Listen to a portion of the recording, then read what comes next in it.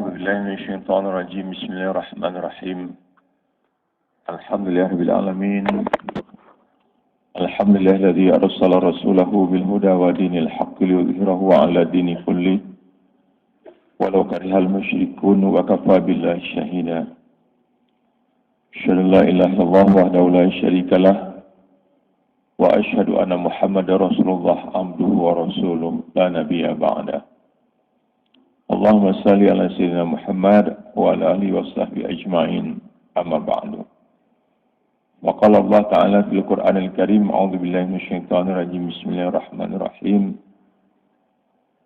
ولا تقتلوا أنفسكم إن الله كان بكم رحيما صدق الله العظيم. Hari keberapa kita nih? 6 ya. Sebagian katanya ada yang 7 ya. Ya. 6 ya, banyakkan 6 di sini. Jadi masjid-masjid pun sudah mulai ada kemajuan katanya. Nah, sebetulnya ini penting mengatur stamina ya. Stamina dan semangat.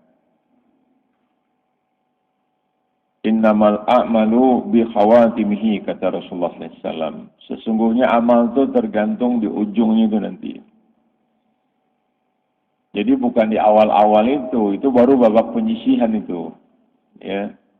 Kualifikasi penyisihan. Jadi kita perlu mengatur stamina mood kita yang puncaknya nanti itu adalah di Asyurul Awakhir. Yaitu 10 malam terakhir. Karena di situ ada Lailatul Qadar. Udah tahu belum kapan Lailatul Qadar? Malamnya.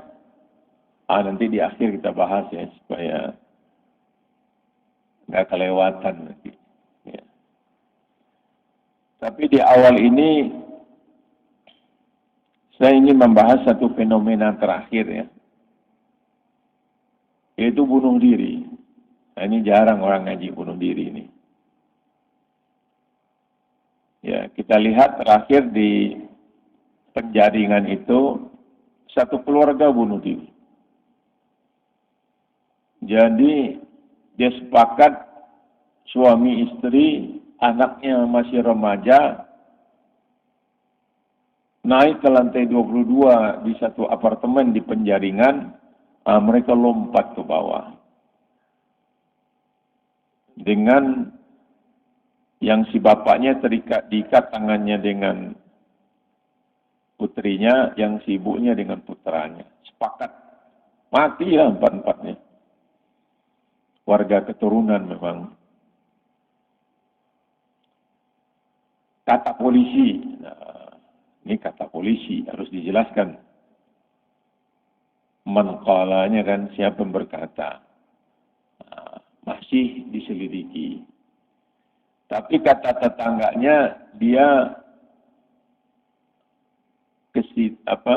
sebelum waktu COVID itu jatuh usahanya dia.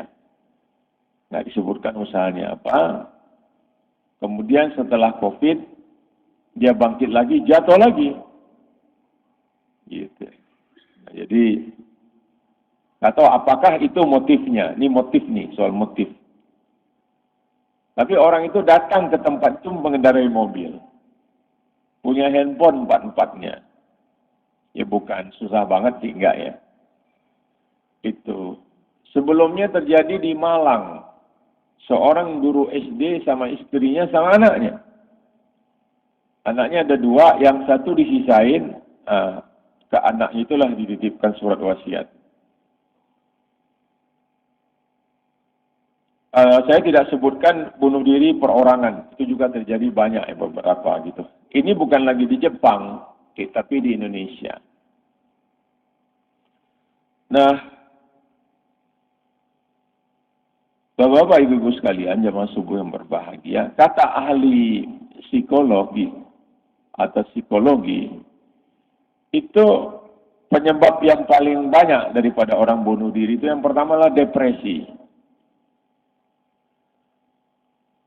Depresi itu kadang-kadang berbeda. Depresi zaman dulu tekanan yang berat ya, kehidupan, disiksa misalnya, trauma. Tapi sekarang ini kadang-kadang masalah sepele saja, kurang komunikasi. Karena masing-masing kita sekarang sibuk dengan gadget masing-masing. Kalau anaknya di lantai 2, ya sudah singkat, mak bapaknya di bawah tuh manggil anak nggak teriak lagi, pakai handphone, pakai WhatsApp call supaya murah bayarnya, gitu kan? Iya apa enggak ya nih? Kalau duduk satu meja, duduk bapak, ibu, anak, sibuk ngapain dia? Sibuk lihat handphonenya masing-masing. Macam nggak kenal nih orang ini. Sekilas-sekilas saja. Jadi kadang-kadang anak sekarang ini mengalami depresi itu dia berada dalam kesunyian di tengah-tengah keramaian dia itu. Dia asyik sama dirinya sendiri, kurang komunikasi. Dia menyimpulkan sendiri, dia analisa sendiri, dia putuskan sendiri. Nah, itu salah satunya bunuh diri. Atau yang kedua kata ahli psikolog itu karena tekanan ekonomi. Ini banyak juga. Kalau dilihat yang tadi itu yang di Malang itu karena pinjol. Pinjolnya apa sih? Mirip benjol saya dengar ya. Pinjaman online yang kemudian dihitung-hitung dia nggak sanggup bayarnya, dia bunuh diri. Dan yang ketiga adalah masalah asmara. Ya, baik orang yang suami istri yang sudah bertahun-tahun dikecewakan misalnya demikian, baik laki-laki atau perempuan, kalau ada bapak-bapak yang mengikuti, ada itu. Tapi itu nggak sampai bunuh diri. Cuman sampai, apa istilahnya? ODGJ. Orang dengan gangguan jiwa. Ya, ODGJ sekarang kan nggak boleh dibilang gila sekarang kan. Kita ini kan orang kafir, kita lunakkan jadi non-muslim kan gitu kan. Nah orang gila pun nggak boleh disebut gila sekarang. Ya, ODGJ. Mahasiswa ITB karena putus sama pacarnya. Kata anak-anak muda sekarang, dunia tidak selebar daun kelor bro. Kan gitu-gitu. Iya putus sama satu, nyambung sama yang lain. Gitu. Ya kan? Nah, cuman karena dia nggak kesampaian niatnya itu, nah, dia jadi ODGJ. Tapi ada yang bunuh diri. Itu. Ada juga yang diakibatkan karena membunuh juga ada. Ya, asmara ini dibahas sedikit nih. Kenapa? Jadi kalau kita baca tafsir tentang surat larangan mendekati zina, itu kan surat Al-Isra ayat 31. Bismillahirrahmanirrahim. Wala taqrabuz zina innahu kana fahisyatan wa sa'a sabila. Janganlah dekati zina itu. Karena itu seburuk-buruknya jalan dan sekeji-kejinya cara orang berzina itu. Nah, kalau kita baca ayat 30-nya dan 32-nya, jadi yang mengapit ayat 31 itu ayat tentang pembunuhan. Ayat zina itu diapit oleh dua ayat pembunuhan. Satu pembunuhan terhadap anak, yang setelah itu pembunuhan terhadap nyawa orang lain. Kata mufasir, karena zina itu bisa menyebabkan pembunuhan anak. Allah ingatkan di surat 30-nya, "Wala taqtulu auladakum bi khasyati imlaq. Nahnu narzuquhum wa iyyakum." Janganlah kalian membunuh anak-anak kalian karena takut miskin. Kamilah yang memberi rezeki mereka dan kepada kalian juga. Jadi, kalau dikaitkan dengan zina, orang takut ketahuan, ya kan? Nah, ayat setelah itu, wala taqtulun nafsa allati haramallahu alaihi. Jangan kalian bunuh nyawa seorang yang diharamkan oleh Allah. Nah, mufasir mengatakan kalau orang berzina itu bisa menyebabkan membunuh anak. Karena takut ketahuan, hamil, diapain? Digugurin. Betul? Digugurin. Itu kan membunuh nyawa orang. Nyawa anak sendiri lagi. Dan juga bisa membunuh perempuan yang hamil itu. Nah, itu nyawa orang lain. Itu hikmahnya kenapa ayat zina itu diapit oleh 2 ayat pembunuhan. Karena zina bisa berujung di kedua pembunuhan itu. Karena takutnya sama ibu perempuannya sendiri yang dibunuh. Ada kejadian begitu? Banyak. Ya kan? Nah, kita kembali kepada laptop. Jadi Bapak Ibu sekalian, itu hikmahnya zina. Apabila soal selesai, dia terjun itu ya, peng gitu, mati, selesai masalahnya. Oh, enggak selesai. Ya, urusan hutang piutang pinjol itu tetap ada, ya kan? Nanti jadi beban keluarganya kan, dikejar-kejar sama debt collector. Tapi urusan dia sama Allah Subhanahu wa Ta'ala, itu malaikat yang pakai palu gada itu yang terakhir saya ceritakan di sini. Ada malaikat dia bawa palu gadanya, kalau digendong palunya itu, palu gadanya itu oleh 60 orang nggak kuat. Berapa besarnya? Malaikat itu buta, bisu dan tuli. Kata orang Kelapa II, there is no mercy. Enggak ada pemaafan ya. Itu orang itu kemudian yang bunuh diri tadi didudukkan, digebuk sama dia, pok gitu. Dia buta, dia enggak dengar teriakan itu. Digebuk sama dia, hancur itu. Jasadnya itu berkeping-keping sampai ada yang sebesar debu. Diutuhkan kembali, digebuk lagi, pok lagi itu. Tidak berhenti sampai hari kiamat. Hanya istirahat ketika khotib sedang di atas mimbar. Mimbar khutbah Jumat, Idul Fitri, Idul Adha. Selebihnya itu lagi. Peng, peng, peng. Jadi nggak selesai masalah itu. Jadi,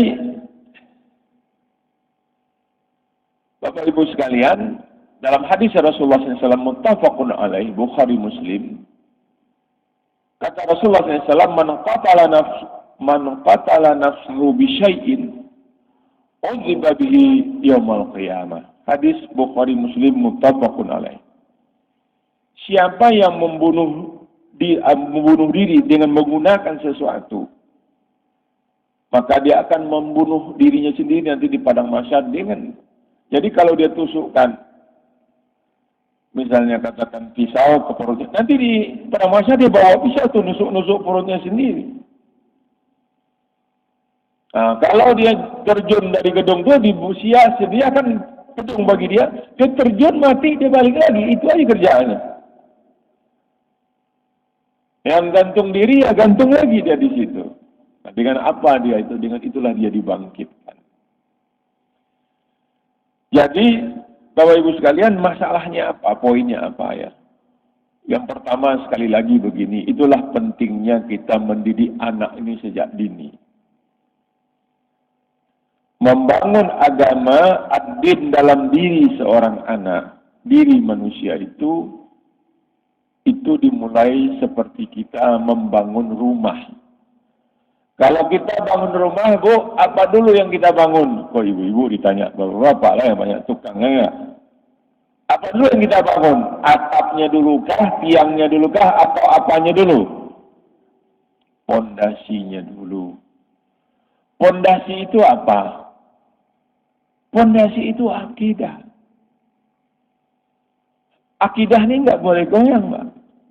Pondasi kalau digoyang, bangunan di atasnya rubuh, retak paling enggak. Jadi bangun pondasi. Apa itu akidah? 3 yang pokok, usulul salasah. Allah, Rasul, Al-Islam. Itu tanamkan dulu dari awal. Jangan sampai kosong aja anak. 2 tahun udah dikasih gadget. Hanya nyanyi dia pintar. Udah pintar cucu saya nyanyi. Tapi dia jadi autis lah itu. Nggak peduli lagi sama lingkungannya. Nah, kenalkan siapa itu Allah sebagai pencipta. Allah yang memberi rezeki. Allah yang pemilik kita. Allah yang melindungi kita, menolong kita. Allah yang kita ibadah. Aturan Allah yang kita ikuti, begitu perintahnya. Tentang Rasulullah ditanamkan sejarah Rasulullah, siapa bapaknya Nabi, siapa ibunya Nabi, siapa kakeknya Nabi, siapa pamannya Nabi, siapa istrinya Nabi, dan seterusnya, dan seterusnya. Sehingga muncul suatu simpati anak itu kepada Nabi SAW. Jadi membuat kita cinta kepada Rasulullah, kepada Allah, tidak gampang. Seumur hidup itu. Yang ketiga tentang Al-Islam. Rukun iman, rukun Islam, puasa, zakat, haji, apa itu. Jadi buat puzzle-puzzle, katalah game-game, ntar kalian dengan itu. Supaya anak itu biasa. Rukun iman apa coba? Masih ingat nggak nih? Itu pelajaran TK, udah lupa, nggak ada ujiannya lagi. Nggak ada ujian gimana? Iman pada Allah, kepada malaikat, kepada Rasul, pada kitab-kitab, pada hari kiamat, kepada qada dan qadar datangnya dari Allah Subhanahu wa taala. Nah, ini ngaji qada dan qadar aja nih 2 jam nih di Al-Huda nih. Udah edisi berapa kita, Pak? 102 atau 103? Bukunya lagi disusun, edit-editnya. Udah 102 edisi kita, 103 lupa saya. Ya, 102, 103 lah. Nah itu kita ngaji, qada apa, qadar apa. Qada itu ketetapan Allah atas masing-masing makhluk. Kita lahir nih gini nih. Beda yang lahir dari tukang serabi sama lahir yang bayi yang lahir dari rahimnya Bu Tutut misalnya. Tutut Soeharto, beda itu nasibnya. Itu qada. Nggak boleh orang anak tukang serabi. Ya Allah, kenapa saya dulu nggak lahir dari rahimnya Mbak Tutut nih, gitu kira-kira, nggak boleh. Atau wajah kita begini. Orang Melayu ini kan beda. Kenapa saya nggak kayak orang Eropa? Tinggi-tinggi, bule-bule, mancung, rambutnya pirang. Ya Allah, kenapa saya begini? Nggak perlu lebay bro, kan gitu kata orang. Iya kan? Orang Melayu ini kan gitu. Hidung nggak terlalu mancung juga, nggak terlalu pesek banget juga. Ya, kalau kita bandingin dengan orang Korea, Jepang lebih pesek lagi mereka itu kan. Kulit juga putih-putih, irang-irang sedikit macam inilah. Macam saya. Gitu. Memang begitu dia. Ya. Jodoh. Jodoh itu qada apa qadar, Bu? Halo? Jodoh itu apa, Pak? Qada apa qadar? Qadar. Qada. Kita jumpa sama seseorang itu qada. Musuh ketemu dengan musuh itu qada. Kita jumpa itu qada. Jadi kita tuh nggak tahu. Kadang ada dia kan satu di Sumatera Utara, satu Wong Solo. Jumpa itu nggak tahu lahirnya di mana, emaknya siapa dulu, ibunya siapa. Tahu-tahu ketemu di Masjid Al-Huda. Ngapain ketemu? Waktu ngambil sendal, sama-sama hilang sendalnya. Pas mau mengut sendal kan kata Ustaz Somad, mulai itu. Lagunya siapa itu? Nasyidnya itu mulai. Gitu. Ada orang jumpa begitu. Kita nggak tahu jodoh kita. Jadi nggak benar tuh kalau ada yang bilang jodoh di tangan Hasib itu nggak benar itu ya. Jadi jodoh itu. Jangankan jodoh ya. Ada petani apel nanam di Malang itu, ditanam sama dia. Begitu dia berbunga, berputik, itu Allah ada tentukan tuh. Ini jodohnya nanti siapa nih? Orang mana nih? Oh, panenlah petani itu, dimasukin ke kerat, apa namanya itu? Kayu kan ya? Kirim Surabaya, turunin separuh lagi bawa ke Jakarta pasar induk bawa ke pasar Pal, sampai pasar Pal ada ibu-ibu beli sekilo, ini untuk anak saya si Yusuf, dimasukin ke kulkas, datang Muhammad, ya kan, dia lihat tinggal 2, oh haus nih kurang-kurang, lihat ini sama dia, Yusuf gak kebagian, emang jodohnya Muhammad, memang jodohnya itu. Ini jodoh makanan ya. Ada lagi, apalagi jodoh orang nih. Nah, gitu. Jadi makanya itu semuanya mesti dirawat, diriayah, di-maintain kata orang sekarang. Ya. Jadi yang pertama itu adalah apa maksudnya?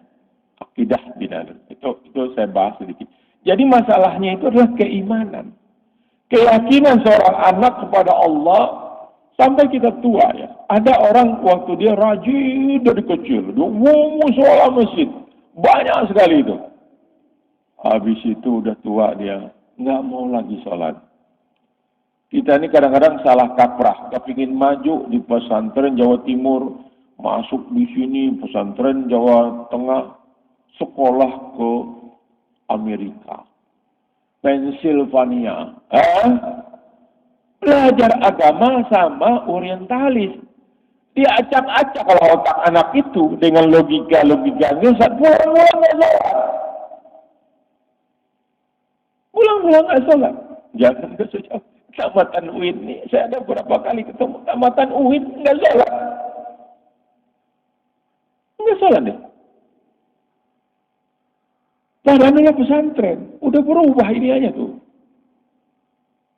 Iya kan? Maksudnya dia mesti jadi guru kita kan? Ini fenomena tidak dalam itu ya. Jadi harus di-maintain tuh keimanan kita. Ya.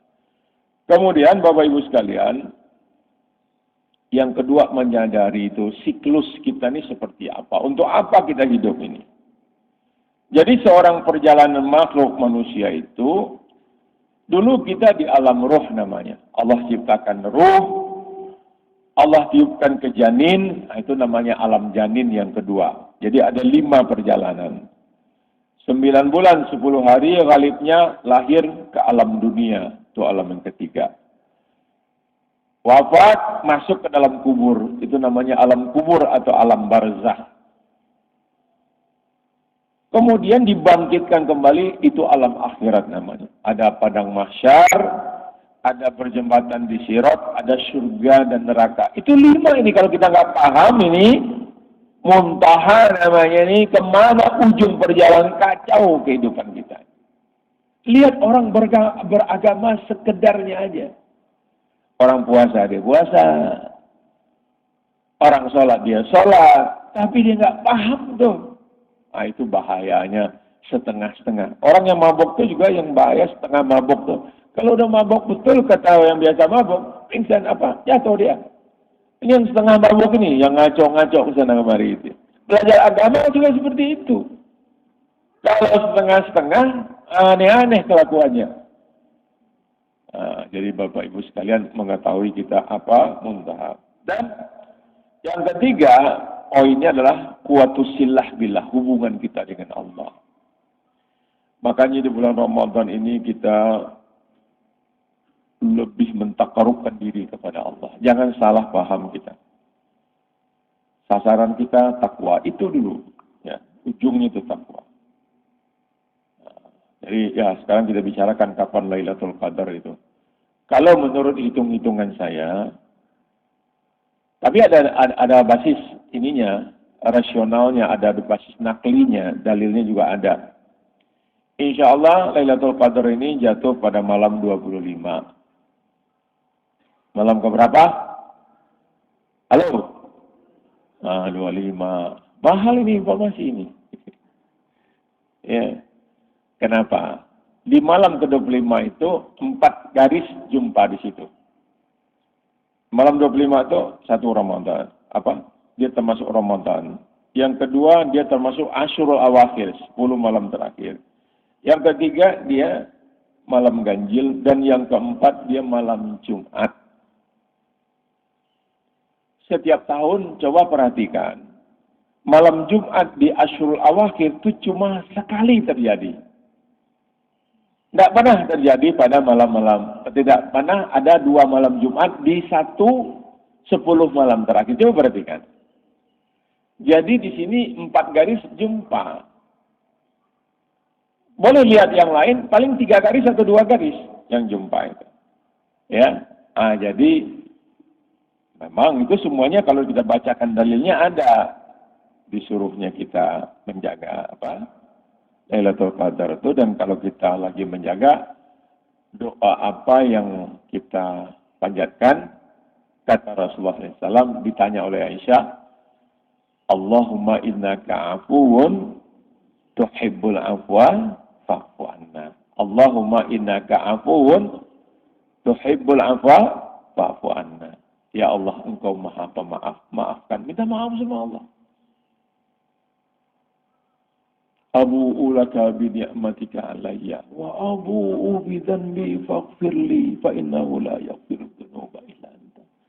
Ya Allah, begitu banyak nikmat Engkau kepadaku, ya Allah. Tapi dosa aku juga begitu banyak aku lakukan. Ampuni aku, ya Allah, ampuna. Doakan suami, doakan istri, doakan kedua orang tua kita. Jangan sampai dia sibuk tuh menghadapi pertanyaan mungkar wa nakir yang digubuk-gubuk itu. Jangan biarkan dia sibuk sendiri. Punya anak, kalau nggak mendoakan orang tua, mau ngapain punya anak? Mau transfer duit, udah nggak bisa, Pak. Yang ditransfer tuh doakan supaya dia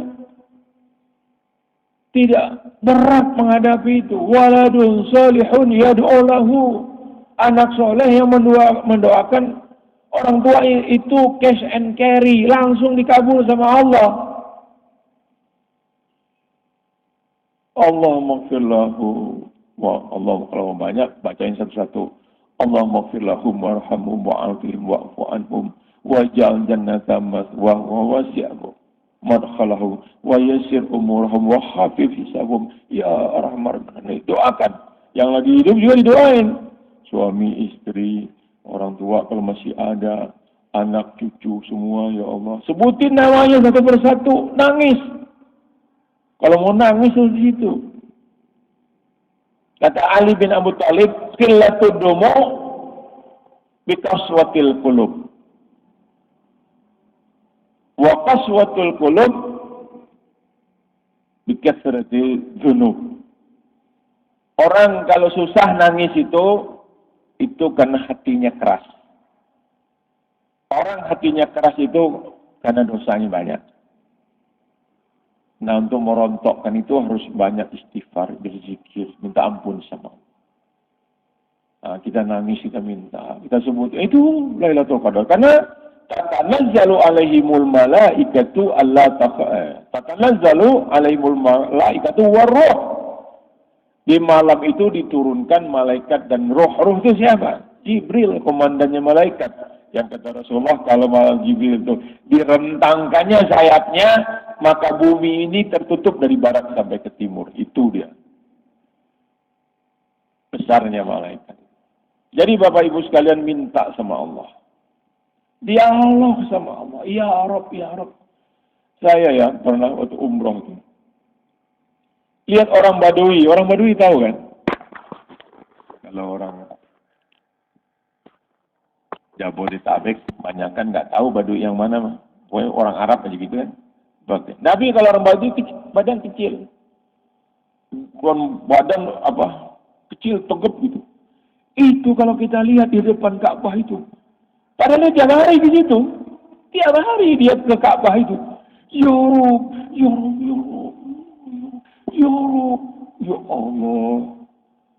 Kayak hubungannya tuh lengket gitu loh. Ya kan? Lengket, minta sama Allah tuh sungguh-sungguh. Connect gitu loh. Nyambung. Ini lihat kadang-kadang imam lagi berdoa, khatib orang. Amin. Amin. Amin. Amin.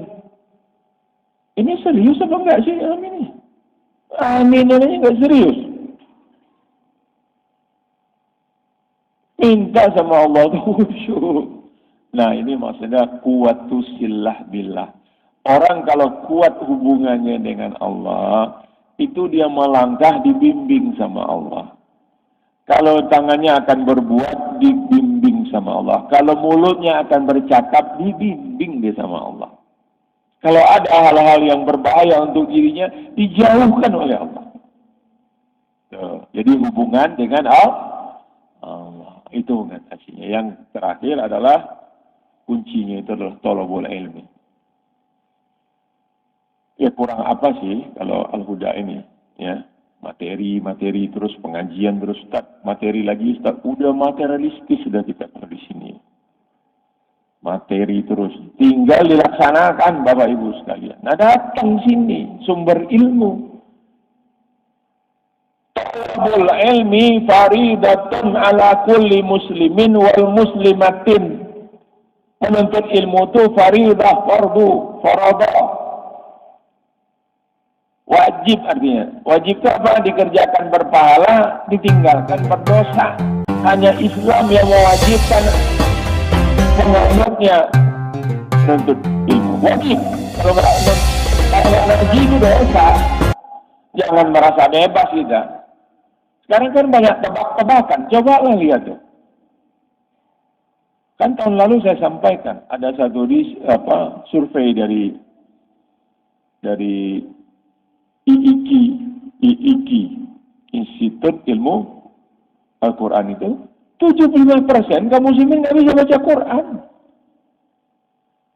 75%. Pantas yang dipilih sama dia. Politik lagi Ustaz. Bukan pantas dipilih sama dia. Presiden model-model begini jangan disalahin. 75% nggak bisa baca Quran. Apalagi memahaminya. Terus ya kenapa jadi begini? Ya begitu. Atasi dulu masalah ini. Sebetulnya ada cara mudah tuh. Udah berapa kali saya praktekkan. 6 kali jumpa, 6 paket, 6 kali paket jumpa, bisa baca Quran. Dari nol sama sekali. Bisa. Ayo. Tinggal nanti ngerapinya, ngamplasnya itu memang agak lama. Belajar tajwid lagi kan, makhraj dan sebagainya itu. Jadi Bapak Ibu sekalian, thalabul ilmi, ya kan? Sampai kapan Ustaz kita thalabul ilmi? Kalau kata orang Tanah Abang nih, dari mulai keluar lubang sampai masuk lubang lagi gitu. Dia capek nerangin minal mahdi ilal lahad, udah capek berulang dari keluar lubang nanti sampai masuk lubang lagi. Jadi seumur hidup kita bukan berarti kita udah pintar kita. Udah jago, udah pokoknya udah paham deh. Orang belum jelasin dia udah paham. Hebat gak tuh? Itu bukan hebat, sombong namanya Pak. Jadi kebenaran itu dari siapa saja, sekecil apapun. Kalau dia benar kita dengerin. Ya. Jangan ta'alum katanya. Itu masuk minal kibar ta'alum. Itu sok tahu itu bagian daripada sombongan. Jadi Bapak Ibu sekalian, bahkan yang udah biasa pun nggak apa-apa kita kasih tahu. Tadkirah, saling mengingatkan. Bisa aja namanya manusia lupa. Inilah satu fenomena yang terjadi sekarang. Orang bunuh diri dan sebagainya. Berarti dia sangat jauh hubungannya dengan Allah. Berarti dia tidak mengikuti pengajian, tidak punya fondasi yang kuat. Ini efek. Memang kalau jasad sakit Pak kelihatan, korengan kelihatan langsung kita obat. Tapi kalau jiwa yang sakit ini yang bahaya. Dia nggak kelihatan. Luar mah sehat, ganteng dia, cantik dia, ya kan? Saya pernah diutus dulu untuk ngasih ceramah tahun 91 ke Jerman. Jerman Barat, Jerman Timur lagi tuh. Mau ngisi mahasiswa-mahasiswa tuh udah S2, S3 tuh. Ya. PPI itu. Persatuan Pelajar Islam Indonesia luar negeri itu. Keliling tuh Eropa sampai ke Paris, ke Belanda, ke Inggris ya. Itu di kereta itu kan ada perempuan cantik ya, cantik namanya kita laki-laki normal lah. Yang cantik kita tahu mana yang cantik. Kalau kata orang Madura cantik, itu mirip saya bilang. Ya, nah kita ada cantik namanya bule Jerman.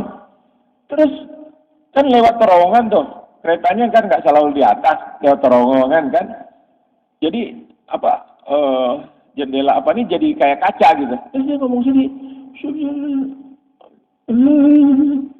rupanya begini Pak stres. Saya tanya teman kenapa itu? Nggak tahu Ustaz, mungkin dia tinggal pacarnya kali ya begitulah. Jadi luarnya itu cantik, dalamnya sakit, dalamnya hancur. Nah ini jangan sampai penyakit banyak lagi gejala-gejala ringan. Orang kan dia sekali berkata kasar gitu kan. Dia ada masalah di dalam bukan di luar ya. Jadi mudah-mudahan ini satu peringatan bagi kita kenapa orang bunuh diri. Kalau soal takwa udah banyak Ustadz saya pikir ngebahas ya. Beberapa hari ini saya bahas soal bunuh diri lah. Ya, bukan berarti bunuh diri dilarang, bunuh duduk boleh, nggak sama aja. Mau duduk, mau bunuh tidur. Pokoknya kata Allah, engkau telah mendahului kehendakku, maka nanti akan diazab dan dimasuk neraka jahanam. Nauzubillah min dzalik. Jadi demikian Bapak Ibu sekalian, mudah-mudahan bermanfaat. Aku qouli hadza wastaghfiru innahu wal ghafurur rahim. Dayung ketepian bersama kekasih. Cukup sekian dan terima kasih. Assalamualaikum warahmatullahi wabarakatuh.